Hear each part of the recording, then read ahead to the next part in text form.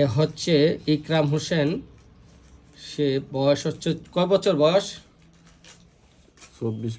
24 বছর বয়স। সে সমস্যা নিয়ে আসছিল এইচবিএস, অর্থাৎ 5 বছর হয় ধরা পড়েছে এইচবিএসটা। এই এইচবিএসটা ধরা পড়ার পর বিদেশ ক্যান্সেল হয়ে গেছে।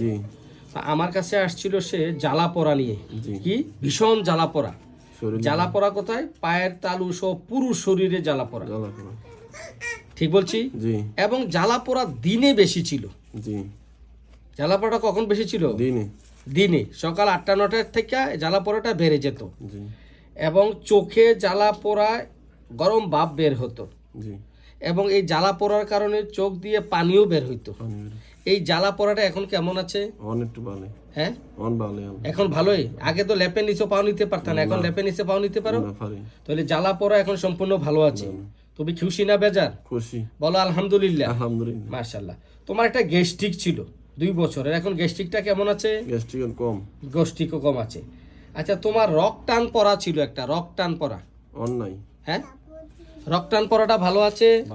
এই রক টান পড়া ভালো আছে, গ্যাস্ট্রিক ভালো আছে, জ্বালা পোড়া ভালো আছে। আর কি ভালো আছে? তোমার গলা একটা কফ ছিল, এই কফটাও ভালো আছে। কফ, মেজাজটা প্রচন্ড খিটখিটে ছিল এবং খুব খারাপ আচরণ করতো। এই হচ্ছে তার স্ত্রী। বলুন, এখন মেজাজ আগের চেয়ে ভালো আছে?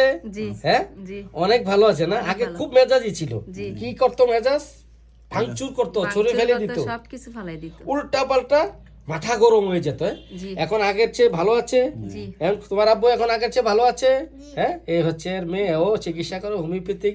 এই বাচ্চাও হোমিওপ্যাথিক চিকিৎসা আওতা আছে। এই মহিলা, সেও হোমিওপ্যাথিক ওষুধ খায় এখানে।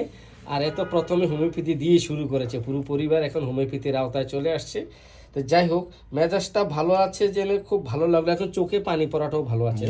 তো এই রোগীটির ফ্যামিলি হিস্টোরি হচ্ছে দাদার ব্লাড ক্যান্সার ছিল, দাদি ব্রেন স্ট্রোক, বাবার একজিমা ছিল, আর স্ট্রোক আছে, ভাইয়ের আবার এসবিএস ছিল।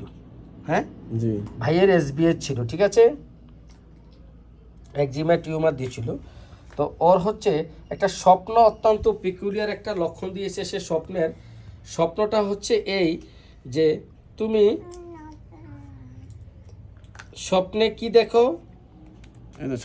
সাপ দেখতো। এখন আর স্বপ্নে কিছু আসে না। তো তোমার গরম বেশি না শীত বেশি? শীত বেশি, মানে শীত সহ্য করতে পারতাম।